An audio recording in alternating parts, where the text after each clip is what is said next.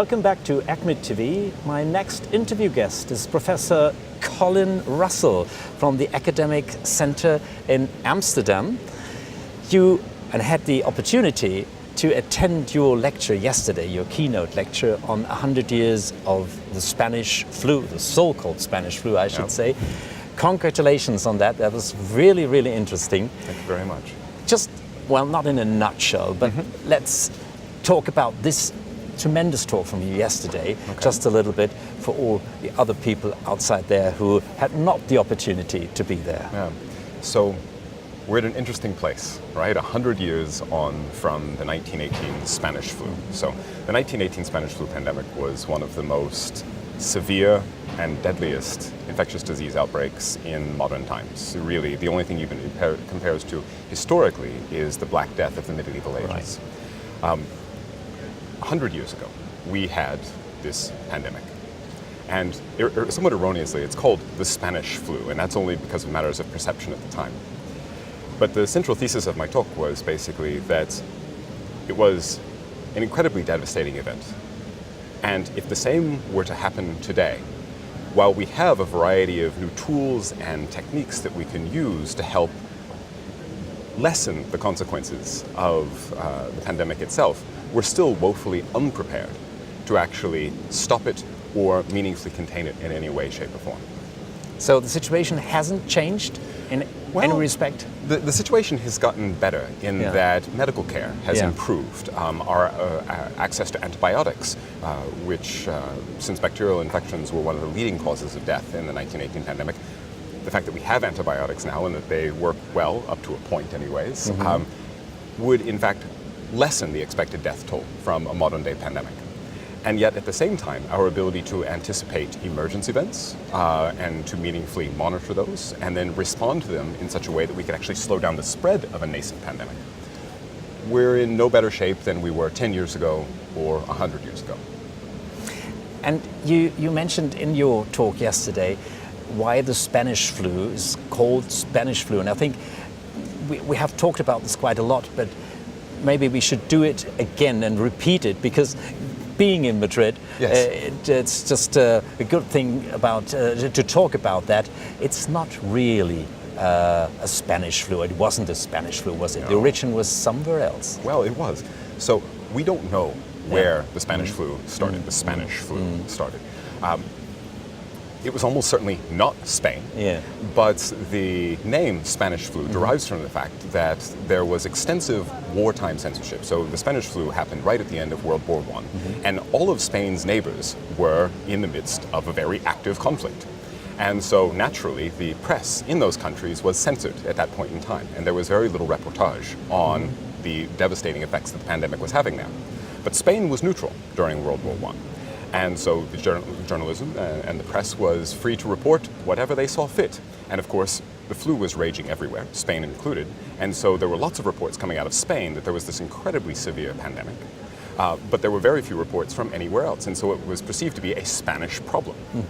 Of course, in Spain, it was not known as the Spanish flu. It was the French flu, probably. It was the French flu, because the Spaniards thought that they were getting it from the French, which may or may not have been the case. We don't know where it started. But the notion that there was the Spanish flu is really a bit of a historical anomaly, more than anything else. Yesterday, you showed a very interesting diagram, and that caught my attention. And that was, you compared the rate of mortality in 1980 from infectious diseases, and not only this one skyrocketed that time, but also deaths from other causes. Is there any link between these two? Link between infectious disease deaths, particularly pandemic deaths, and other deaths? So this is a little bit of a complicated subject that's really only getting a lot of attention today. So there's recent evidence to suggest that influenza infections have knock-on consequences for heart attacks, for example. And so it would be unsurprising if the severity of the disease associated with the 1918 pandemic didn't also have secondary consequences for other health maladies, basically. But the true link between them is not well understood. So you said, like many others said already, it's not the question if the next pandemic happens, just when it happens. So what's your guess? I know you're a little bit reluctant, but what's your guess? Is it a swine flu? Is it a bird's flu? Is it in the next couple of years, or do we have to wait, hopefully, for a little bit longer then? If I had really good answers to all of those questions, You wouldn't be sitting here. I wouldn't be sitting here. I would have a much more important job. Yeah. Realistically, there are some interesting points to consider in all of this. So first, if we think about swine flu, for example, the last pandemic was swine flu, and in many ways, we are much closer to pigs than we are to birds, particularly in the context of our susceptibility to sharing viruses.